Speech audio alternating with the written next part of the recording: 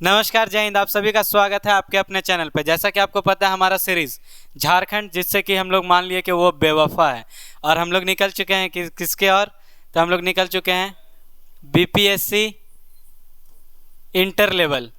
हालांकि ये क्वेश्चन जो है मैंने बार बार कहा है कि ये क्वेश्चन कहाँ से है, तो ये है प्रीवियस ईयर्स के आए हुए सारे क्वेश्चंस। तो झारखंड वाले भी निराश ना हो, वो भी देख सकते हैं। और बीपीएससी इंटर लेवल पे ज़्यादा फोकस है, झारखंड पे भी अपना फोकस है। अब सिलसिले में हम लोग बढ़ रहे हैं आगे, और पहला क्वेश्चन उसी सिलसिले में जो हमारा है वो है 100 वाट।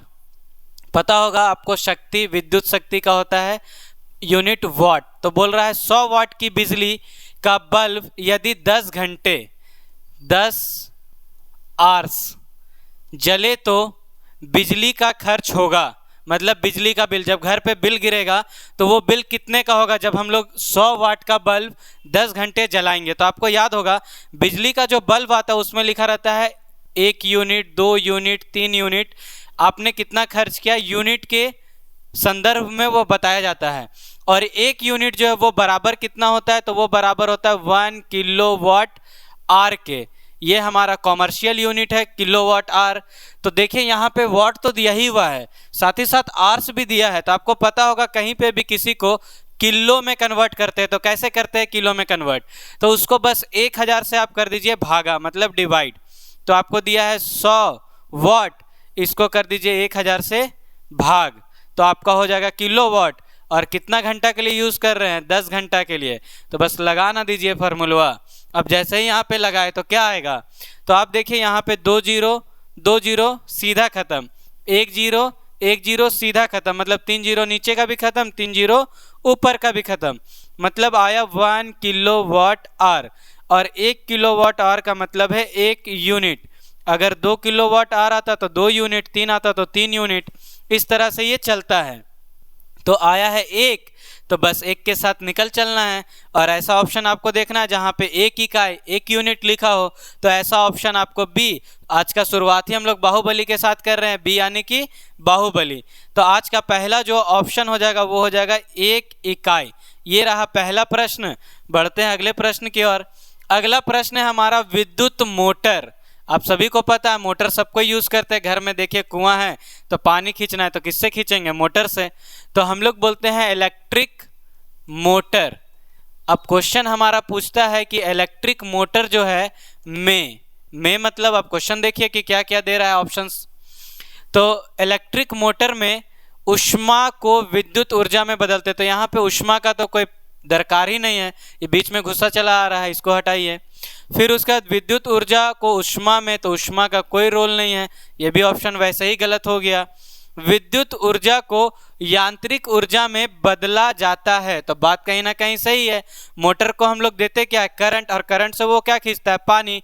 तो पानी यहाँ पे कैसा काम करेगा, तो मैकेनिकल एनर्जी, जिसको कि हम लोग कहते हैं यांत्रिक ऊर्जा। तो मैकेनिकल एनर्जी किससे, तो इलेक्ट्रिकल एनर्जी से कन्वर्ट करता है। कौन करता है, तो ये जो मोटर चचा हैं वही करेंगे इसको कन्वर्ट। तो यहाँ पे क्या किए, इलेक्ट्रिक एनर्जी से मैकेनिकल एनर्जी में इसको परिवर्तित, और ऐसा ऑप्शन आपका सी है। तो इसका सही उत्तर हो जाएगा ऑप्शन नंबर सी। आते हैं अगले प्रश्न की ओर। 2 समांतर प्रतिरोध। प्रतिरोध से प्रश्न है हमारा। प्रतिरोध के बारे में मैं सबसे पहले बता दूं, इसका इकाई पूछा जाता है। तो प्रतिरोध का इकाई क्या होगा, सबको बताना है चचा, क्या होगा। तो प्रतिरोध का इकाई होता है ओम। ओम जो है ये प्रतिरोध का इकाई है, और इसको सिंबलाइज करते हैं इस तरह से। प्रतिरोध का इकाई ओम। और समांतर प्रतिरोध है, समांतर का मतलब क्या होता है, तो एक और एक जस्ट उसके सामने, दोनों सामने सामने होगा समांतर। अगर हम लोग यहाँ पे देखना चाहें तो कुछ इस तरीके का, ये प्रतिरोध को हम लोग बोलते हैं समांतर। अब 2 प्रतिरोध है, समांतर में भी है, मान लिए उसका कुल प्रतिरोध का जब बात करेंगे तो कितना है, 1.403 किलो ओम। ओम में ना देकर ये किलो ओम में दिया है, कोई बात नहीं, चलेगा। यदि एक प्रतिरोध का मान 2 किलो ओम है, एक प्रतिरोध का मान दे दिया है 2 किलो ओम, तो आपसे पूछता है कि दूसरे प्रतिरोध का मान होगा। तो दूसरे प्रतिरोध का मान क्या होगा आपको बताना है। तो याद रखिएगा, एक का यहाँ पे मान लेते हैं अगर हम लोग कि एक प्रतिरोध को R1 माने हैं, दूसरे प्रतिरोध को R2 माने हैं। तो सिंपल सा फार्मूला है, जब इसका कुल प्रतिरोध निकाला जाएगा तो वो इसका 1/R1 प्लस 1/R2, मतलब ये कुल प्रतिरोध का उल्टा, पहले वाले का उल्टा, दूसरे वाले का उल्टा। ये सूत्र है जो हमको याद रखना है और इस प्रश्न को उस सूत्र से ही हम लोग हल कर लेंगे। अब जो है इसको हम लोग थोड़ा सॉल्व करते हैं कि आएगा कितना। तो देखिए पहला प्रतिरोध जो है हमारा, पहले तो कुल दिया हुआ है तो कुल लिख दीजिए। कुल कितना बोला है तो 1.403। पहला वाला दिया हुआ है, पहला वाला दिया है 2 और दूसरा वाला आपसे पूछा है कि कितना होगा। अब इसी को हम लोग को करना है हल। तो 1/R2 बराबर किसके होगा तो 1.403 और इसमें घटाएंगे, इधर है इक्वल टू के इधर होता है अगर प्लस में तो दूसरे तरफ जाएंगे तो माइनस में। हमारे तरफ दिखता कुछ और है, अगले की तरफ कुछ और हो जाता है, वही वाला सीन यहाँ पे लगाना है। तो 1.2। अब जैसे ही इसको सॉल्व किए तो यहाँ पे आप देखिए इसका लीजिएगा LCM, तो 1.403 गुने 2, अभी हम लोग पूरा गुना नहीं कर रहे हैं, और यहाँ पे आपका क्या हो जाएगा तो 2 माइनस 1.403, फिर ये आपका हो जाएगा 1/R2। यहाँ पे जब इसको घटाइएगा 2 में से 1.403 को घटाइएगा तो बचेगा कितना, तो आप इसको घटा कर देख लीजिए। आपका पहला है 2 दशमलव के आगे कुछ भी लगा दीजिए 0, और यहाँ है 1.403। 10 में से 3 गया तो 7, यहाँ पे 9 में से 9, और यहाँ आपका हो गया कितना तो 9, 9 में से 4 गया तो 5, मतलब 0.597, और नीचे इसको गुना कीजिएगा तो आपको पता है 14 दूनी 28, तो 2.806। इसको दुगना करके लिखना है। हमको चाहिए R2, तो इसको पलट दीजिए। इसको जैसे ही पलटिएगा तो नियम क्या कहता है कि इसको ही पलटिए, एक तरफ नहीं, यहाँ पे दोनों तरफ से काम होना चाहिए, एक तरफ से हो नहीं सकता है तो दोनों तरफ को लगना पड़ता है। तो यहाँ पे इधर से लगा तो ये हो गया कितना तो 2.806 और यहाँ 0.597। इसको जैसे ही हटाइएगा तो ये हट गया। ये देखिए 600 के आसपास और ये 2800, तो 6 चौके 24, 6 पचे 30, 5 बार में ज़्यादा हो जाएगा, लगभग 4 के आसपास। अब इतना कैलकुलेट नहीं करेंगे एग्जाम में बैठे हैं तो, हालांकि मैं यहाँ पे कैलकुलेट करूँ तो ये 4.03 के आसपास आने वाला है, किलो आपका ओम हो जाएगा।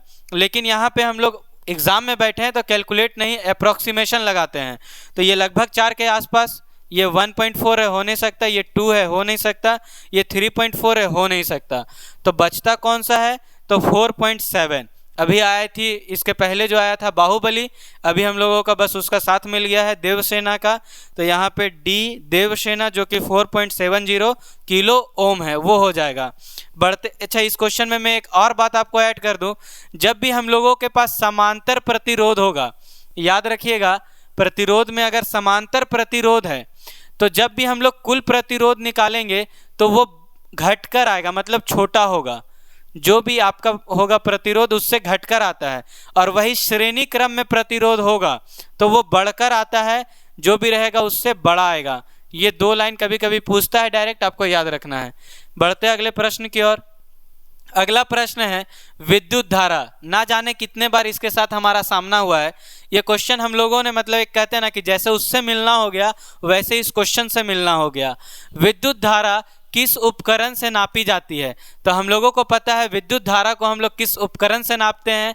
तो विद्युत धारा को नापने के लिए अमीटर का यूज़ करते हैं। अमीटर एक ऐसा यंत्र है जो कि नाप के बता देगा कि कितना उसके अंदर गहराई है, किसके अंदर, विद्युत धारा के अंदर। उसी तरह यहाँ पे वोल्ट मीटर का बात किया है तो ये विभवांतर नापने के लिए। अगर हम लोग वोल्टा मीटर का बात करते हैं तो ये आपको कमेंट करके बताना है, छोड़िए। उसके बाद पोटेंशियोमीटर का बात करते हैं तो पोटेंशियोमीटर जो है ये हम लोग EMF इलेक्ट्रोमोटिव फोर्स ज्ञात करने के लिए यूज़ करते हैं, ये आपको पता होना चाहिए। बढ़ते हैं अगले प्रश्न की ओर। अगला प्रश्न है श्वेत प्रकाश को नाली में कैसे पैदा करते हैं? श्वेत प्रकाश आपको पता है ना, बल्ब जब चमकता है तो एकदम वाइट वाइट श्वेत प्रकाश निकलता है और आपसे यही पूछ रहा है कि आप पे वो रोशनी फैलाकर कहाँ चली गई, या फिर आप पे वो रोशनी किस तरह से फैला रही है। तो किस तरह से फैला रही है, तो आपको पता होगा कि ये बल्ब है। हम लोग बल्ब को देखे हैं। बल्ब आप जब देखिएगा तो यहाँ पे इस तरह से रहता है, इसके अंदर क्या रहेगा, तो ये टंगस्टन जो हम लोग बोलते हैं फिलामेंट। अब ये जो है इसके अंदर बल्ब के अंदर भरा क्या होता है, तो आपको पता है बल्ब के अंदर भरा क्या होता है, तो यहाँ पे आर्गन भरा होता है और अलग अलग 1-2 गैसेस भरे होते हैं। जब यहाँ पे हम लोग करंट देंगे तो ये जो है जलना शुरू होता है, और ये जलना जैसे ही शुरू होगा तो वो जो आपका श्वेत प्रकाश है फैलना शुरू हो जाता है। वाष्प के साथ, आर्गन के साथ रिएक्ट करके यहाँ पे जो है वो जलना शुरू हो जाता है, और इस चीज़ को हम लोग कहते हैं फिलामेंट। उसी चीज़ को जब हिंदी में बोलेंगे तो कहते हैं तंतु। तो इसका सही उत्तर है तंतु को गर्म करके, मतलब कि ऑप्शन बी यानी कि बाहुबली। तंतु को गर्म करके हम लोग जो है यहाँ पे श्वेत प्रकाश की नली में पैदा कर सकते हैं। याद रखना है इस प्रश्न का उत्तर। और आज के लिए हम लोग इसी को करेंगे लास्ट। मिलेंगे नेक्स्ट वीडियो में जहाँ कि इसके आगे करेंगे डिस्कस। तब तक के लिए जय हिंद।